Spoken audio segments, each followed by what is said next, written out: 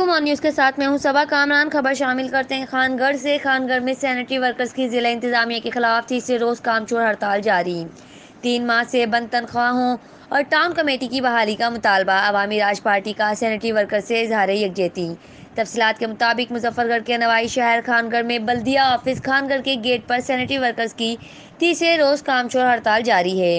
Sanitary workers نے احتجاج کرتے ہوئے کہا کہ 3 ماہ سے انہیں تنخواہیں ادا نہیں کی جا رہی، جس سے ان کے گھروں میں فاقوں تک نوبت آ گئی ہے۔ سینیٹری ورکرز نے کہا کہ میونسپل کمیٹی خان گڑھ کو ٹاؤن کمیٹی میں تبدیل کیا گیا۔ میونسپل کمیٹی کو بحال کیتا ونجے، میونسپل بنایا ونجے کو تے سارے ورکر تنخواہ دیتے ونجن، سارے جڑے ڈیلی ویجز ملازمین ودن انہاں دے بھی تنخواہ بحال کیتے، انہاں کو پکا کیتا ونجے۔